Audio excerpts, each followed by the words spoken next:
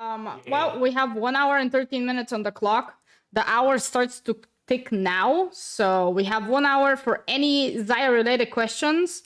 I'm gonna let you guys ask in the chat. I will be doing some things on my own as well if nobody's asking questions, but I'm gonna open the floor for the next like 3 minutes if you have any questions for me first. And I'll answer anything you guys want me to. Just don't repeat the questions, so if something is already asked, don't ask it again, obviously. Yep. But the floor is yours. Ask anything you guys want. Yeah. So guys, start thinking about the things that you want to ask her. And on my side, we are gonna watch her and listen to her. Because in the meantime, I'm gonna prepare some stuff. Ow. A small throw is not a question. Okay.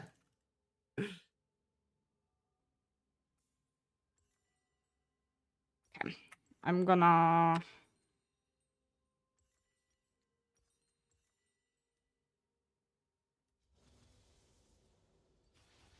Where's demonstration? Can you all give the link for your cosplay is online? I didn't find it. Which cosplay? Do you want like the visual cosplay or me in a cosplay? Yeah, the photo that you show in number. Or do you want the video in which I'm complaining that I got scammed? Me? Oh, me in the cosplay. No, I am not. I have never been inside the Emberwood cosplay. That's why. No, I know. I'm talking about the tweet that you have when you search. I don't think they're asking for that. I think they're asking for me inside a cosplay. Oh. This is the one that I am inside. Is that what you're asking for? The default Xayah one? Little tempo and most of the time praise the attack. Why? Okay. Well, I answered that question multiple times, but I'm going to answer it now as well because a lot of people actually keep asking me this. So, little tempo, how little tempo works. Actually, it might be better for me to come here and I'll explain it.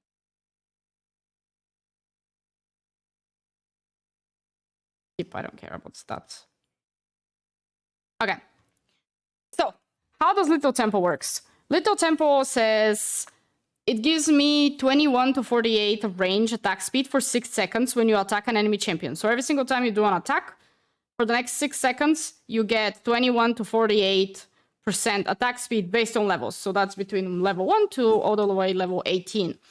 While this effect stacks, your attack speed can exceed 2.5 and your gain 50 attack range. And this is when you you get the 2.5 and the 50 attack range only when it stacks 6 times. Okay, so the fight needs to be long enough for you to be able to stack it for 6 times for you to get the additional range and attack speed.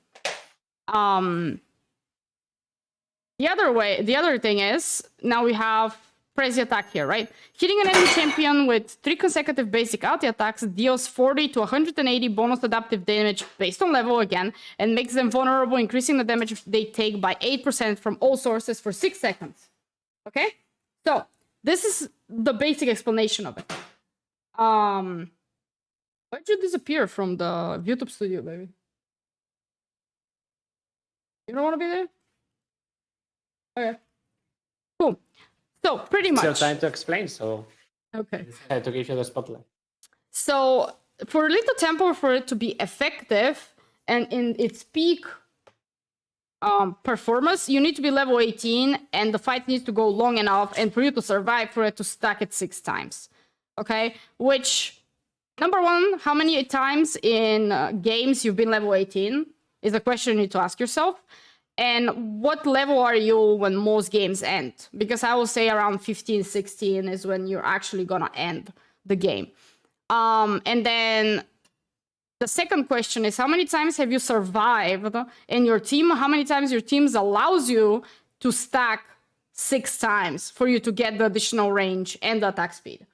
And if those questions for them are like, oh, well, pretty often and all of that, then sure, little tempo is viable for you. But for me, in solo queue, everything relies on me and my support, and I can never rely on my freaking team, and I can never stack it 6 times.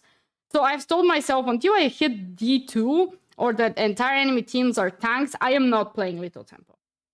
Now, why is Praise the Attack good? In summarization, you focus on the 3 consecutive basic attacks early game and on the 8% from all sources for the late game. And I'll explain why. So this also scales with level, and you're almost never gonna get 180 bonus damage, and it also doesn't freaking matter when you get it because it's not that much. But early game, that additional 40 to like 80-ish damage that you're gonna deal during maining phase can win you fights, and I've shown multiple times how many fights you can win because of that third auto attack. And late game, you play for that third auto attack, and then you use your E, and it applies 8% additional damage on every single feather that you recall, making the damage actually super viable and useful even late game, not just early. Okay? This is why I go Praise the Attack over Little Tempo, because Little Tempo, I'm never allowed to actually play it properly. So yeah, I hope that explains it pretty much. And okay, so Hail of Blades. So this is Hail of Blades. Gain 110 attack speed when you attack an enemy champion up to 3 attacks. No more than 3 seconds can elapse between attacks, and this effect will end. So this one has cooldown. It gives you a lot of attack speed, and it's useless late game. So if you're actually trying to like play for super early game, you could go Hail of Blades, but in that case, if you're playing for early game, I would go Praise the Attack. And if you're just going for the attack speed, I will go Little Tempo just because it just does better with Xayah overall, because you get range and attack speed, while Hail of Blades, number 1, has a cooldown, so you cannot use it multiple times in a fight. There's no stacks and anything, and only lasts for 3 seconds, and you can never kill anyone in those 3 seconds. So that's my opinion on Hail of Blades. The thing there is when to get stacked 3 times on a champion, if you switch targets, you never get PTA. That is true. Wait. No, it's not true. You don't need to attack the same champion, right? You just need to attack a champion for 2 times, and then the third auto attack will deal. No, it's on the same target. The same, yeah, sure, okay. Yeah, okay. But the thing is, like, in laning phase, you focus on like the ADC or the support if it's a Soraka. So you don't really switch focus that much. At least I don't really switch focus between champions when I play ADC. Like I kind of pay attention to which person I want to focus on, and I like never switch focus on. So like I never really cared, because how many times are you gonna, and why do you need to switch focuses on ADC unless something starts threatening you when you don't have a choice anymore? Like in laning phase, you and your support should focus the same target, otherwise you both are gonna die if they're focusing the same target. And you're not. So it's just really rare for you to have to switch focus unless you're threatened and somebody jumped at you while you're attacking somebody. Like let's imagine you're in a team fight and you're doing front to back and you're attacking the tank, and then a talent jumps at you, then you need to change your focus. But in that scenario, you just kind of run for your life. But yes, you're not gonna get the 3 auto attacks. But also you will probably not get the 6 stacks as well if you get jumped on and you try to change targets. What do you do when you don't have support? Well, depends. Does that mean like my support sucks, or does it mean like my support went roaming, you know? Like it really depends. What does it mean that I don't have a support? Because you always have a support, you know? Sometimes your support is a Garen that gets smite and goes jungle. The support sucks. Well, when your support sucks, you have to... I'm actually gonna stop the music because I'm trying to yell above it. So when your support sucks, there's 2 options that are gonna happen, okay? One of them, they're gonna inch your lane and they're gonna keep feeding, okay? But eventually, after they're 4 dead, they're not even gonna give enough gold for it to matter. Unless they get a kill and reset the gold. Or your support will just be bad, stay behind you, and you pretty much cannot rely on them, okay? Which is a better... it's better for them to just exist and kind of be a body on the screen than just keep feeding. But if they keep feeding, you get more levels, okay? So you kind of have to, when you realize that your support is just not good, you just sit on their turret and you farm and try to get levels and get whatever you can. And eventually in team fights, you can use the rest of your team to get yourself back in the game.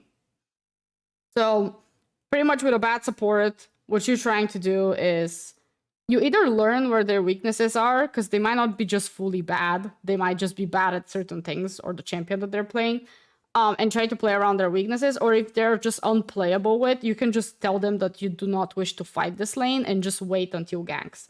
And when you gank, they're just gonna be a body on the screen pretty much. And you're just gonna try to use them as a bag of potatoes, I would like to say. And when you're fed but the team don't care about you, well, you're an ADC. The team will never care about you, unfortunately. You die too fast, it's too much trouble to keep you alive, and on top of everything, they all, like solo queue especially, people think that they can do things themselves. And they don't need anyone else. So you shouldn't really relay. That's what I'm saying, why Little Temple is not good in my opinion, because your team never cares about you. Like, you have to be the one that... Like, you have to be the one that actually cares about yourself. Like, try to use your team as like a wall, a brick wall, and try to let them protect you without them even thinking about it. Thank you for the follow or for the refollow, because I didn't receive a notification, but I appreciate you. But yeah, like pretty much when your team doesn't care about you, you try to use them without their consent. You know, in a weird way said. What I'm trying to say with that is, like, try using them as a brick wall, try using them as a bag of potatoes, always stay behind them and take fights that they're taking. Because if you're taking things on your own without being aware of where the enemy team is, the chances of you dying because your team is not around is really high. So you have to play for yourself, but also play with your team, because they will not follow you even if you're fed. A lot of people, what happens and why people lose game is because, let's say they're fed in a certain role, and they keep trying to make shot calls because they're fed, and they expect a team to listen to them because they're fed and they're ahead, and they have a point, right? If they're ahead, they pretty much know what they're doing. But the team doesn't always do that. And in that scenario, you kind of need to go and work with your team and use your advantage against the enemy team while following your team, even though that doesn't sound perfect all the time. But if you're playing solo queue, especially as an ADC, you cannot really go around and make plays yourself.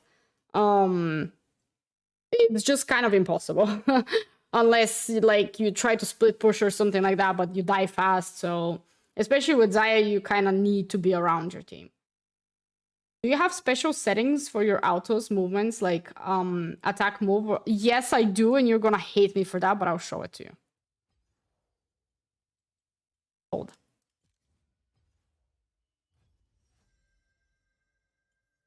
I will show it to you. Or which runes I'm going in with.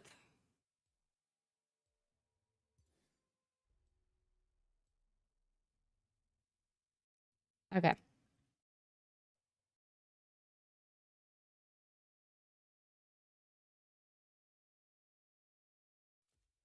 By the way, we're down to 1 hour on the clock, guys.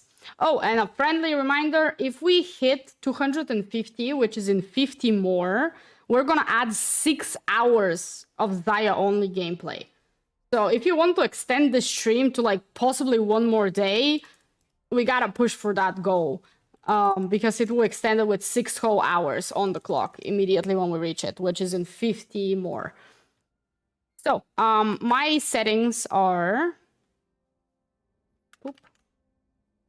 player movement. So I move and click, you know, normal stuff, player attack, move, and all that. I'll just explain it. You know, right click, left click, same thing that it is. But I use middle mouse button for player move and attack, okay? Because I kite very well with it. So my issue is that my hands are very small.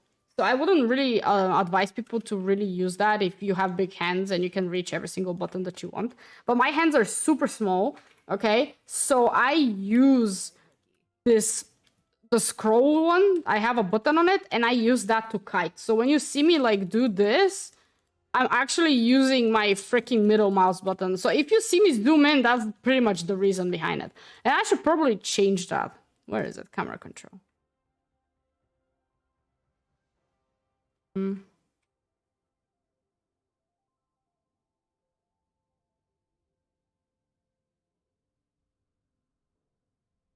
Is that it? No, these are not it. So where is it gonna be, that thing?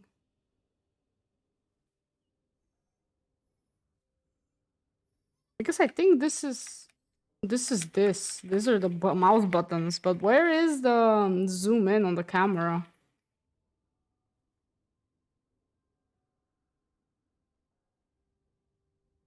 Not communication for sure. Anyway, I'll figure it out after stream. But anyway, my point is that's what I use to kite, and then I have like player attack only, which is on it's on my side of my mouse. So when you see this only attacks players. When you see that red one shows up, so it doesn't attack structures, it doesn't attack minions, it doesn't attack anything. And I have it on my side of the mouse, so it's actually accessible. I have everything on my mouse. I don't have it on A's. I don't have it on anything. That's why it zooms. Yes, that's why I zoom. And I should remove just the zoom thingy, you know. But I'm so used to it that it just doesn't matter for me anymore. I started to play ADC, but I got too many supports who doesn't give a shit about me, and then I started playing support. That's why I play Xayah and Rakan. Yeah, I mean, the good thing is when you play support and your ADC suck, you just ditch them and go somewhere else. But when you play ADC and your support sucks, it's kind of a little bit worse. Because you have to play like a 1v2 lane the entire time, and you cannot really ditch your support. You know, you have to farm, you have to get kills, and kind of keep yourself in the game somehow, and you need to find alternatives of doing so. But also ADCs can very much carry. If you position yourself properly in team fights and try to steal your team kills, you can bring yourself back into the game with no issues. But yeah. Any other questions?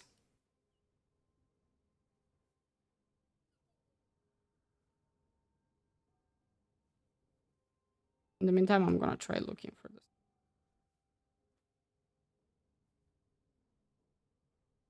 And I cannot find it, actually. I don't think I can remove it. Oh.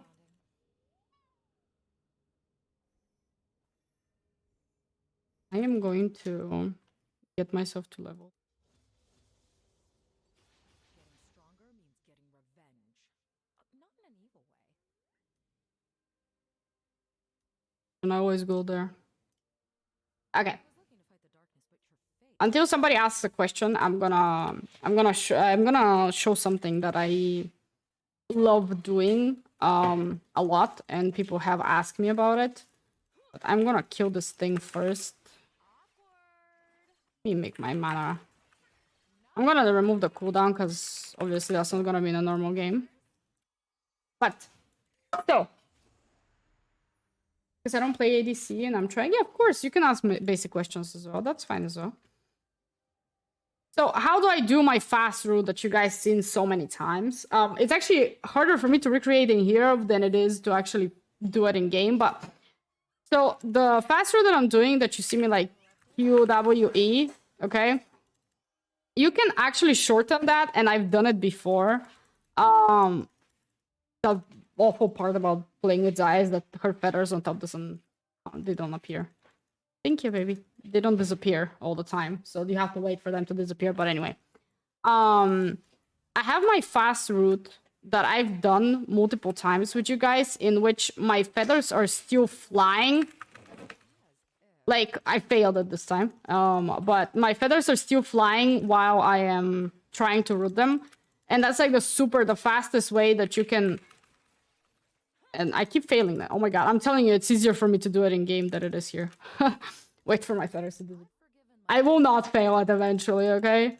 So you Q, you W, you E, that's too slow. But pretty much the whole idea of everything is that while your Q feathers are flying, you start recalling them with the W auto attack, and you create the fast route. And I keep failing it. That one feather, I keep pressing it before it lands. So you need to wait for your W feather to land. Huh?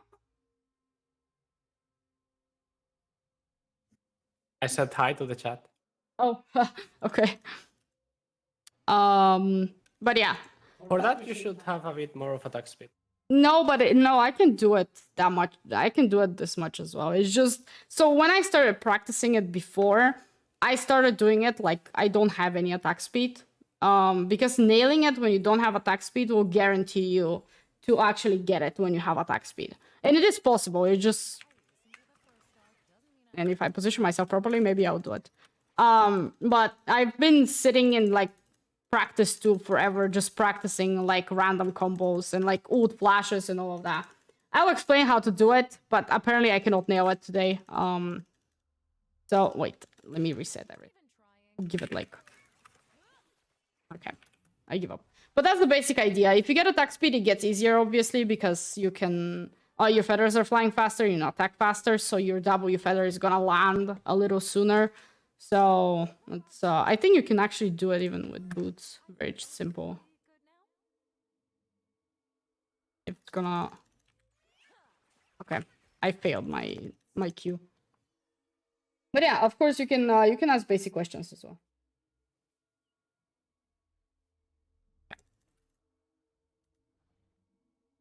These scared me. I'm not used to seeing them in practice too. Oh my god. The W cooldown is...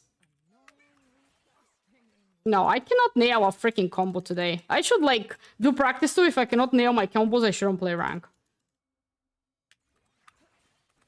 Okay, here it is. Finally. Freaking took me forever. You can do it with boots as well. Obviously, the more attack speed you get, the easier it's gonna get.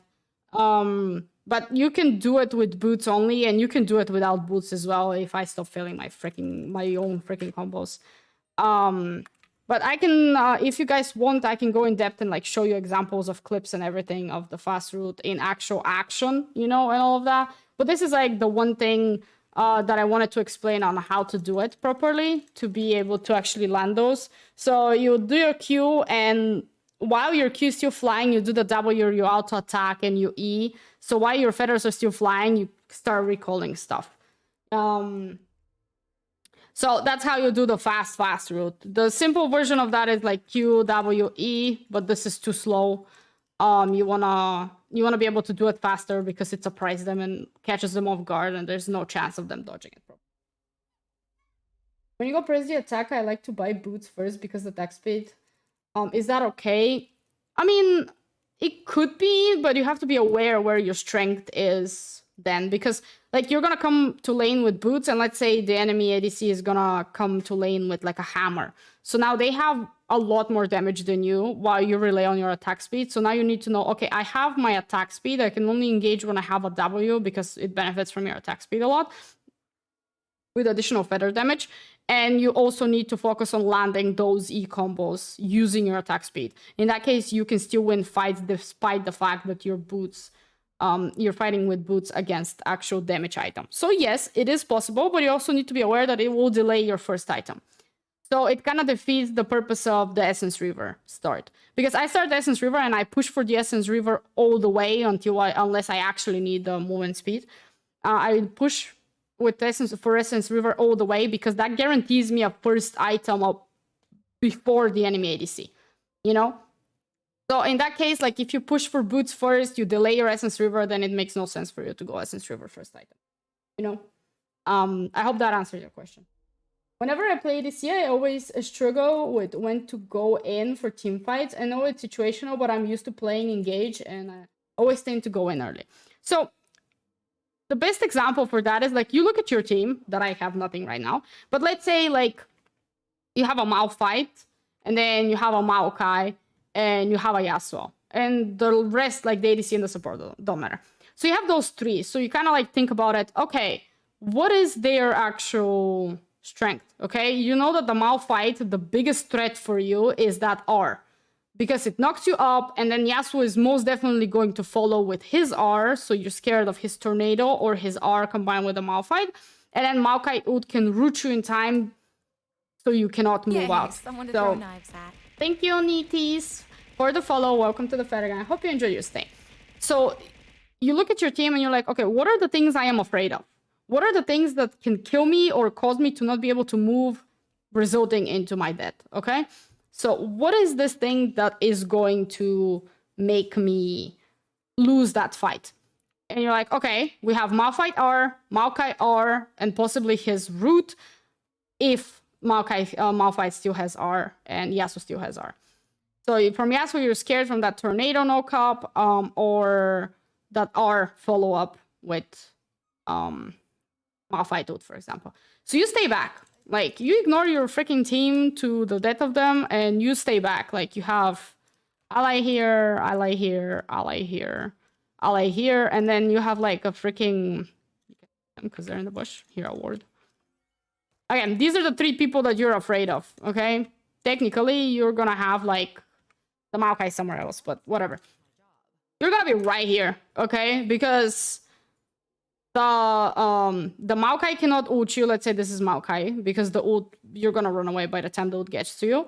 You have, like, let's say a Malphite here and a Yasuo here, okay? Thank you for the follow, Soulful Jeans.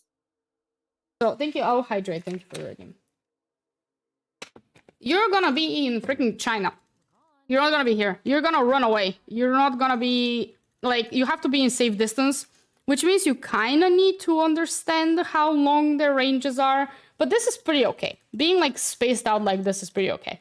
Now, what's gonna happen here, and how everything is gonna play out, is you're gonna have, like, your team kind of grouping up to fight them, okay? Because you're gonna have an assassin, you're gonna have a fighter, you're gonna have a tank. They're all gonna be, like, up front here somewhere. And you're gonna stay back. You're pretty much not gonna attack. You might throw a Q or two, but the Q that you have, okay, this is your Q range. And the moment you get into Q range, Malphite can ult you. Like, if you're in Q range for the Malphite, he can also ult you. Okay? So what the fuck is this line on the ground? Anyway. So you kind of stay back, and then eventually they need to use their resources, okay? Like, they need to use their ults and stuff, otherwise your team is gonna win. If they don't use anything and your team uses it, they're gonna lose. So they're gonna eventually ult the group of people here. The Yasuo is gonna ult them, or maybe they're gonna start with a Maokai ult, then a Malphite ult, then a Yasuo ult. The moment that they use those abilities that you're afraid of, or at least use, like, the ones that you're most afraid of, like the Malphite ulti and the Maokai ulti, let's say, you don't really care if the Yasuo uses Tornado on his ult, but he'll probably follow up a Malphite. Because you can just dodge their Tornado, okay? So let's say that they use it, now that's your green light. You go then, because you can clean up. That's literally the meaning of clean up. Your team is probably gonna die, at least 1 or 2 people, but they're not gonna have anything for you anymore. So now you and your support and whoever is left alive can clean them up because you are alive and you're the damage dealer. That's what you're supposed to be doing. And now, because they have no threats, direct threats to you, and you still have all your summoners, or at least your ultimate and your abilities, now you go in, and now you clean up with the rest of the team that is alive, or you and your support. That's why you've seen those, like, crazy ADC freaking pentakills after their team dies. Because the ADC just stays back, wait for the enemy team to use literally everything that they have, and then the ADC just walks in and gets a free pentakill, or clean up kills, you know? So it's really important for you to enter after your team enters, unless you're sure that you can somehow outplay them or they have a core ability that is no longer available. But most of the time as an ADC, you enter after your team enters, and you try to stay away from those dangerous abilities from the enemy team. It's not a stupid question. It's actually a lot of people that ask that question. Just looked it up. Apparently, you only can get rid of zoom in, zoom out if you delete certain files. Damn. Bullshit. Okay, thank you. Your cat is getting heckin' cute, by the way. Thank you. You said you saw the post. Yeah. My cat is, like, in one of those images. In a Xayah POV, in which situation in lane phase I should engage Ezra Khan? I don't know if it's a good question for Xayah Q&A, but yeah. I mean, if I don't answer it properly, we always have my fiance that can answer it properly for you as well. But I can give you from my POV. I like if you're playing with a Xayah and your Xayah, let's say she knows how to play Xayah, okay? Because if they don't know how to play Xayah, it's a completely different question. But they know how to play Xayah and they see an opening and they press their W. The moment that they press their W and they kind of like aggressively walk in, that's your cue to walk up. Even if it's like, even if you use voice and you don't do anything, the moment like she walks up with a W, wait, let me actually, it doesn't really matter here, so I'm gonna unlock this. If she walks up with a W, you should be like EW on the enemy, because the chances of her already knowing what she's doing and what she's targeting is really high. If you know that there's an enemy jungler, blah, blah, whatever other situation, then obviously ping her back or anything like that. But if it's a 2v2 situation and she finds somebody that misstepped for her roots, always like follow her, you know? That's one of the easiest cues here is that. Secondary, you can be like, So if she has like, let's say she farms waves and she has like 2-3 feathers on the ground, or actually it's better example with 2. Let's say she has 2 feathers on the ground. You see a possibility to root them, you go in, you root them, she's gonna attack one more time and stun them, and that can guarantee you a kill. That's another scenario in which like you can pay attention to her feather positioning as well, to engage properly. Now there are some like situations in which you can visibly see that your ADC is scared of engaging for whatever reason. Like either their lane is too pokey or they're ahead and they just don't feel confident. They're gonna stay back and pretty much don't do anything. Don't engage even if you think that there is an opening necessarily, unless you can E back. Because if they're actually afraid of going in, the chance of them letting you die is really high, even if you think that there is an opportunity of you guys to win the fight. Let's see, what other scenario can be in there? Am I forgetting something, baby? Not paying attention. What's up? They asked a question, what is a good when is a good time to engage as Rakan? When was Xayah and Rakan lane? A good time to engage as Rakan. I would say I always use the same. I always use the same silly example when I see that the enemy took the bait and they see Xayah mispositioned. But in reality, I'm just behind waiting to E her to then engage. Thanks to my range that is boosted up by the nature of the champions, I will just do that. That's for me in lane how I engage. Otherwise, I barely engage unless they are a comp with very low range and they are mispositioning themselves to try and punish me, and I try to play with that. Really depends on each scenario, but most basic is for Xayah. If you're playing Xayah, to always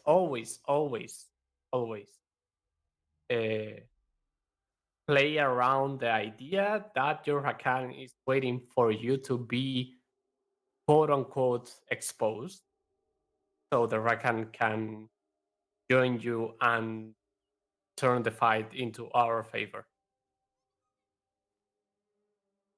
Yeah. Do you guys have any other questions?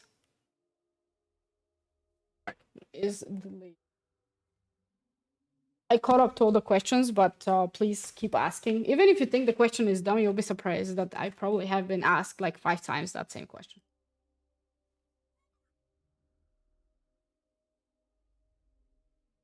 Of my beautiful organization and that freaking Yasuo that keeps staying in the bush. What do you do when the top laner is way ahead of you? As a Xayah, you don't care. Like, you just kind of ignore them. Are they, like, the question is, are they coming into team fights or are they split pushing? Because if they're split pushing, it's not your problem. Like, sometimes you're gonna feel like they're gonna end the game and it's just no responsibility. Thank you so much, Vero. Risu, for the follow. Welcome to the fight again. I hope you enjoy your stay. Like, if they're split pushing, it's not your responsibility to take care of it. You have to just let them be, and your top laner should take care of them, even if they're the one that kept feeding him. And they're super behind. But if the top laner is super ahead of you, like, it really matters what is the top laner, and can anyone on your team deal with it. Like, if your top laner is if the top laner is a freaking tank, most of the time in their head, I build a Lord Dominic, and you end up shredding them with the builds that I'm going, despite them being ahead, if they're a tank. But if because you kind of need, Xayah is kind of a front to back ADC unless you can actually get into their backline. You kind of need that Lord Dominic most of the time to get through that front line. So if it's just a tank, you kind of build Lord Dominic and kind of try to shred them with the rest of the team, and hopefully your assassin on your team or whoever can jump into the backline and kill everyone else while you're taking care of the tank. But if they're just ahead and just obliterating and destroying everyone, if your team cannot do anything about it, I would say try to not engage with them and try to farm up and kind of get levels if you can alone, so you eventually can match those top laners that are like 3 levels ahead of you. But that's something that your entire team should do. If they just keep running it down and keep trying to kill him over and over again without focusing on leveling, you just can't do anything. So I should play it slow until my Xayah engages. I mean, not always. Like, sometimes you're gonna see, like, a possibility and an opening of, like, the enemy misstepping, and your Xayah will most definitely follow it. You know? The thing is, like, the good thing with Dorkana is that it's really... It's not punishing if you engage wrong, because you can always E back. Just make sure that when you engage, your Xayah stays in E range, so you can go back. So you always can try to engage up. But keep in mind, your E is on a high cooldown, your W is on a semi-high cooldown, so the moment that you use them, the enemy team knows that you don't have anything to engage or protect your Xayah. It's kind of like a Blitzcrank hook. You know, when the Blitzcrank hook misses, you kind of have the cue to go in because Blitzcrank cannot do anything anymore. You know, it's kind of similar to that as well. So don't engage unless you're sure that you're gonna do something, even if it's just creating space, because otherwise you guys can get punished for it. Sometimes I miss roots and I don't know why. Any tips on landing them? Get stuck in practice too for like a good time. Like, I'm telling you, when I was first learning Xayah and League of Legends in general, I was sitting in practice too, like doing this all the time. Now I warmed up, so I started landing my fast route, by the way, but that's besides the point. Like, you start like practicing those combos, the fast ones, and everything, like trying to position yourself, trying to do those like ult combos and flashes and all of that. It might seem stupid in a way, but it really helps to like even imagine it on a staying still target. It will always help you. You know, you sit in practice too and you just farm those combos. I would advise you have like mana regeneration, mana and energy regeneration always staggered on, but don't have the cooldown staggered on, which makes it a little slower, okay? Because you have these feathers and you should have them always reset when you practice combos, so you have to wait around and wait for them to reset. Otherwise, it wouldn't be the same, and you're gonna get used to having those feathers all the time when you actually don't. But the best way to learn how to land them is to just keep playing Xayah games, or just go to practice too and just keep practicing those combos that you're missing, you know? Like having spatial awareness. You can actually like go to lane and like throw a dummy somewhere in the wave, okay? And just kind of try to like farm around it and position yourself and E, you know, like kind of... I know that it's a staying still and that's not really what it's gonna end up happening in game, but it will definitely help you get used to those combos. You can engage, do it. The later you defend CDs, the better. Yeah, I mean, you know, it's kind of very situational, but make sure that you have your things up, or when you don't have them up, you get something from it so you don't get harassed by it. I see, but at the same time, I struggle with the engages and I just lose the lane like that, so yeah. Yeah, I mean, you have to, like, I don't know, do you have a duo or do you just play with random Xayahs or random people?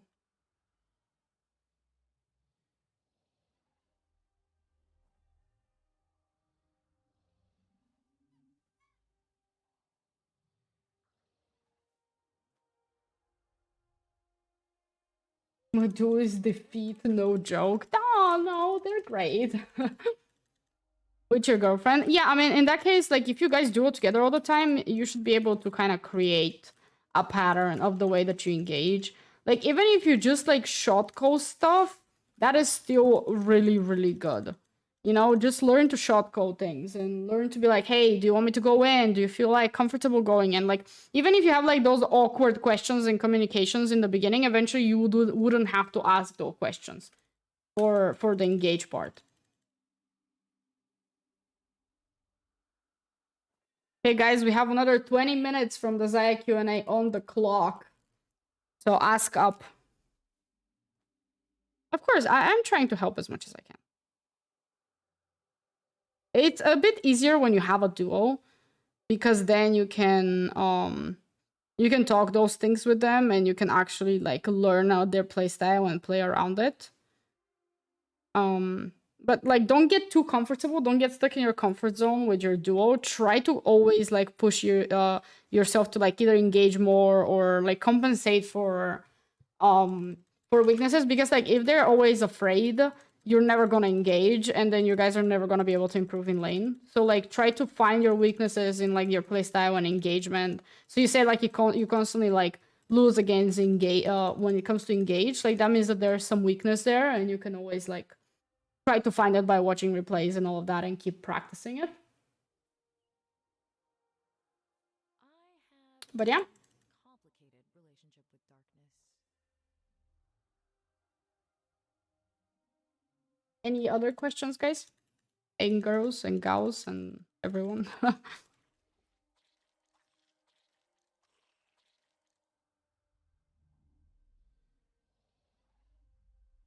because I listened to the first start doesn't mean I have to like. But yeah, I know we're talking about like Xayah Q&A stuff, but just a friendly reminder, we have 30 minutes on the clock. We're currently at 200, and at 250, we're gonna add 6 hours to the timer.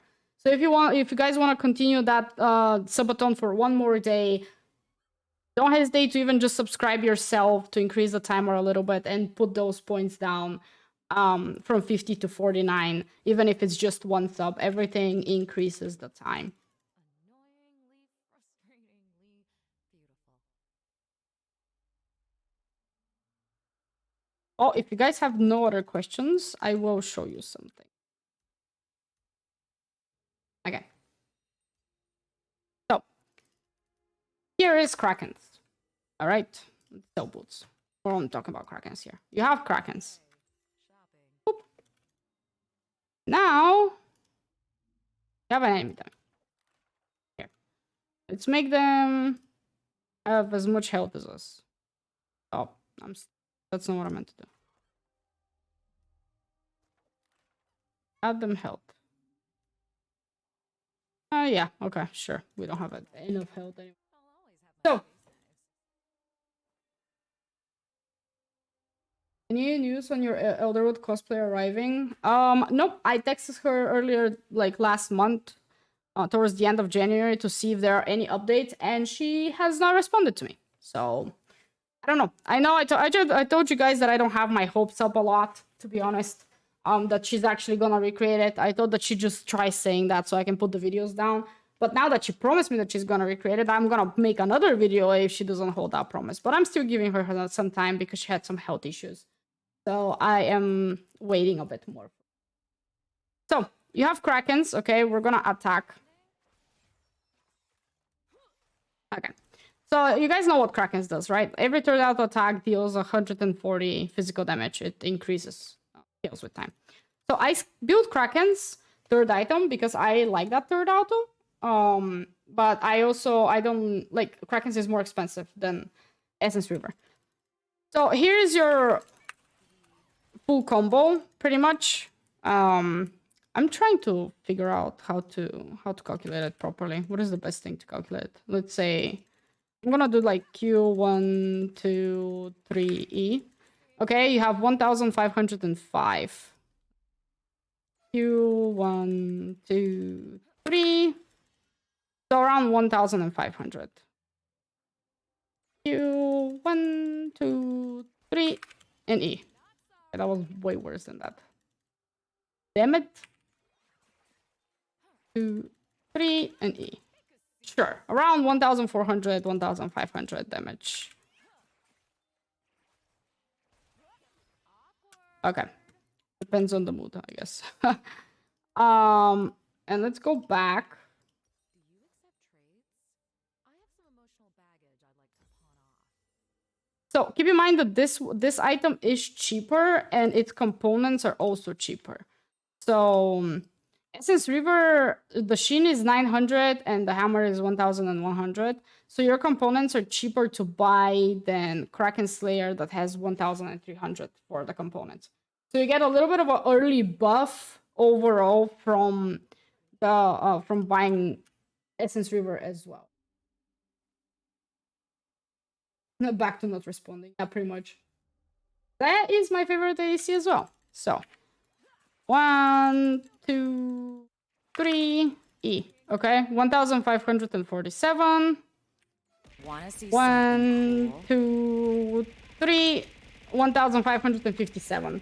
Thank you, Fio the Coffee, for the follow. Another coffee lover.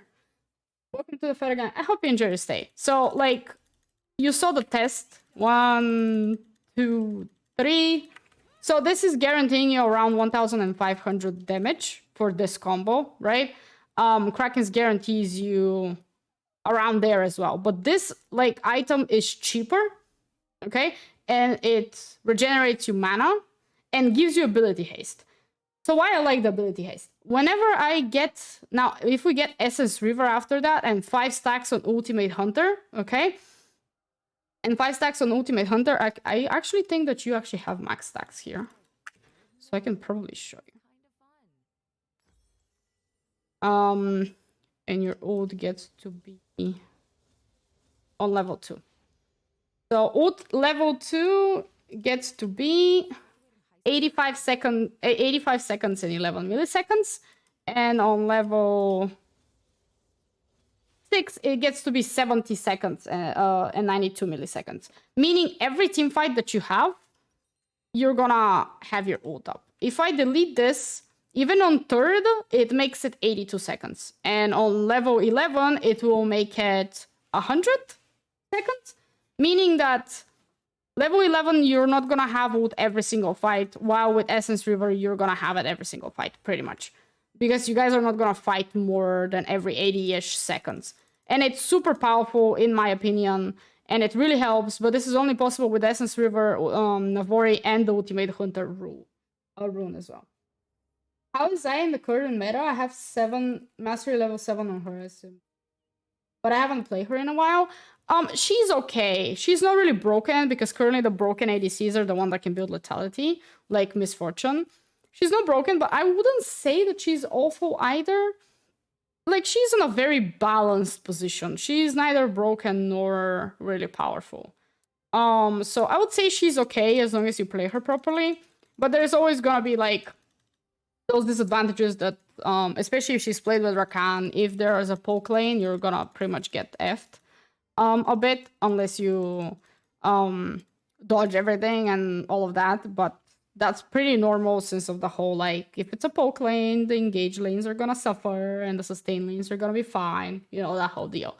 But I would say that she's in a comfortable place. I wouldn't say that she's weak either, but I wouldn't say that she's broken. Just give her a try and see how you feel, I would say. But I wouldn't say that she is bad at the moment. Alright, guys, another 10 minutes on the clock for questions. Keep them coming. I really think you need 0.25 seconds more on targetability on R. Yeah. I really feel like you need 2 seconds. Yeah. Just add that 0.5. But yeah, unfortunately, it doesn't work that way. They haven't buffed her ult in like a very, very long time. I think it's gonna stay like that for forever. Actually, I think she was 1.5 or release as well. I actually have no idea because I haven't played her on a release. You get turret aggro after you kill someone with your R only. The enemy is already dead. Yeah, I mean... I wish I could change things, but I don't work for them. And even if I did, I don't think I have the call or the power to change anything. You should be untargetable, but... Yeah, but if it's already targeted, sometimes go for some freaking reason. I don't know. I have issues with the Xayah ult. Like, we had like a couple of times that I slowed them down and we saw like how I die from something I shouldn't be dying to because I'm supposed to be untargetable, but you know, small indie company, it's a small company, we have to be understanding. It's Riot Games after all. But yeah. Oh, and then another thing is people ask me why do I go Ghost? So Ghost is a favorite summoner of mine right now because heal, I really hate it. It doesn't give you enough, and it's most of the time neglected by Ignite, okay? Barrier, obviously, it's alright, but it doesn't give healing and it doesn't help your laner. And then Ignite and Exhaust are something that you shouldn't really run with Xayah unless you have a reason to. I used to run Exhaust before because I never trusted my support, so I just kept running Exhaust, and I was running Duskblade as well, so it really helped me. Ignite I run only for free, so not really beneficial. But the good thing about Ghost with Xayah is that if you like with Ghost, you can always like catch up to the enemy very easily, and you can pretty much root them very well. If you have with Ghost, and it also, especially because I'm playing with a Rakan, it really freaking helps engaging in lane. Because the enemy, for some reason, doesn't really expect it, but when we have Ghost and they overstep even a single bit, you can just Ghost in and kind of like stun them immediately, and your Rakan is gonna follow because their E is like super freaking long, and it doesn't matter that you ran just 2 kilometers upwards. They're still gonna catch up to you. So that's pretty much why I go Ghost. And also Ghost really helps me to run away and kite in team fights as well. So I just see it super beneficial at the moment because it, especially like they nerfed it a bit, so now it doesn't reset on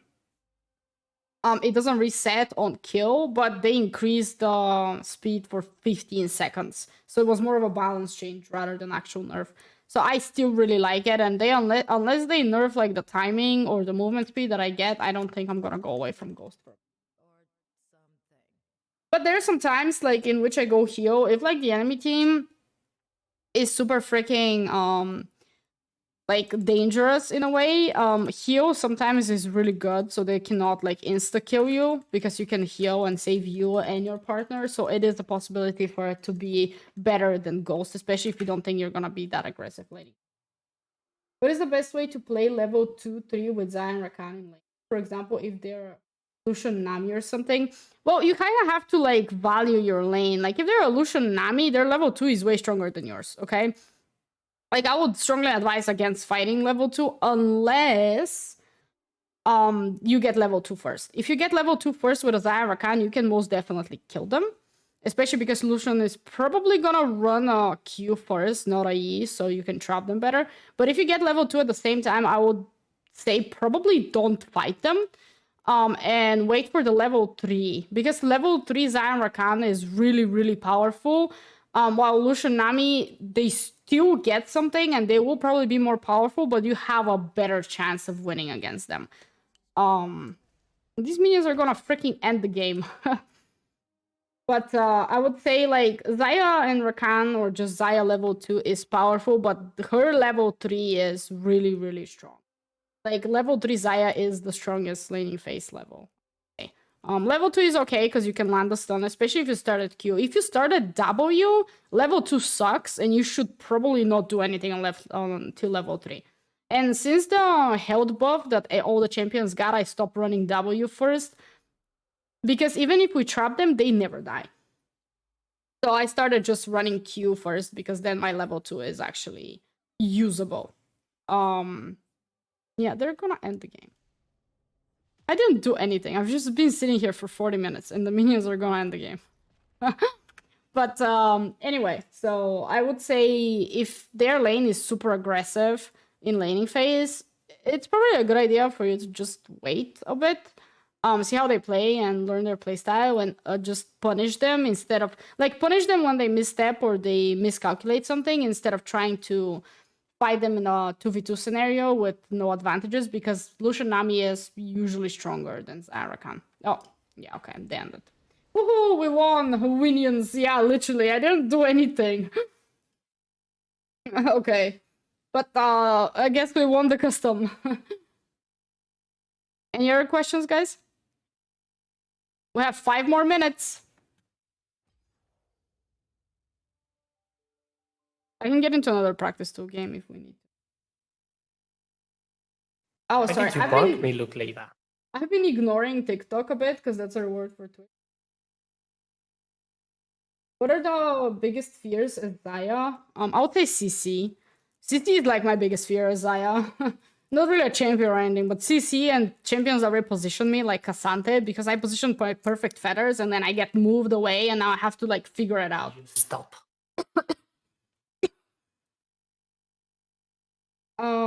I can play against hook champs and don't really know how to position. Tavio. No. Oh my god. Stop abusing him. I'm trying to talk here. I can play against hook champs. I mean, to be honest, I I'm bad at dodging as well. I'm starting to get a bit better at it, but just stay behind minions, pretty much, like, or behind your support, unless it's an enchanter. I really cannot give you a super advice on it, but if you're that bad at against hooking champions, going heal is probably a good idea because it can save you more often. Oh, wow, I will hydrate. Thank you so much for the redeem. Okay, guys, we're 18 minutes on the clock. After the Xayah Q&A, we're gonna have time for one Earth, if you wanna play. Yeah, okay.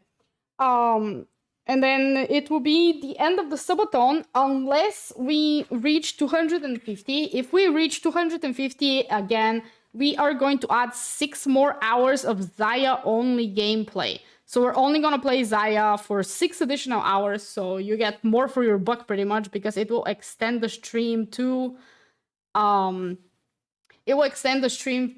for another 6 hours.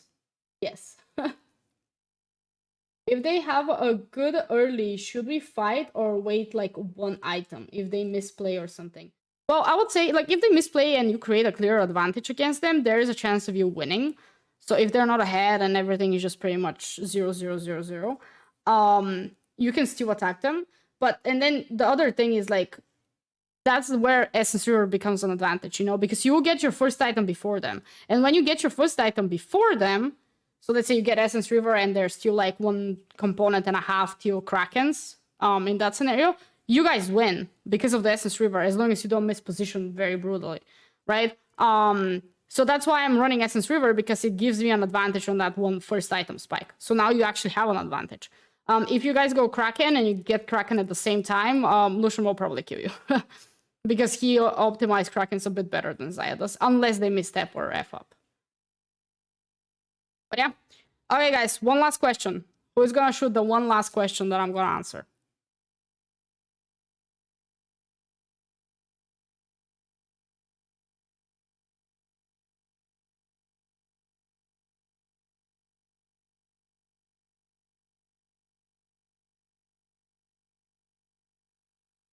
Nobody? You guys don't want to ask any more questions? You ran out?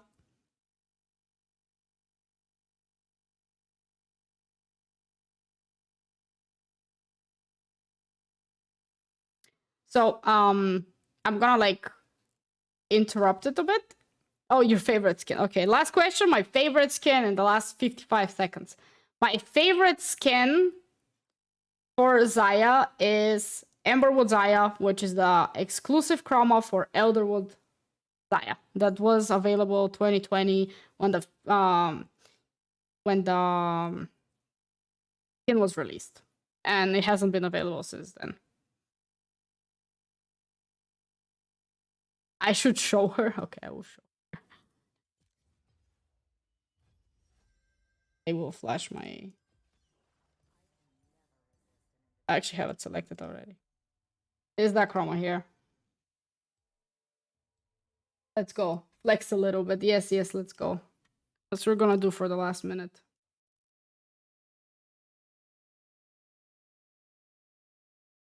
And then I'll have a deal for you guys. Make a deal.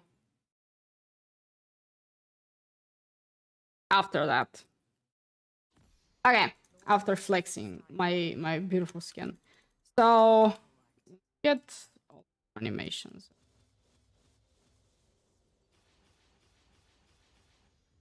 Okay. So this is the skin. It's a beautiful purple and dark, kind of blackish and dark purple and pink and all of these colors. Beautiful. It looks like me. Hi. That's what my VTuber is inspired by. Pretty much. So this is the beautiful, beautiful girl. I love this skin so much. Here's the feathers. The feathers, like, nothing else really changes. It still uses the animation from the other one. Okay, where's my enemy dunemy? Give me this. But she shines. Yeah, I love her so much. Yes, I love it too.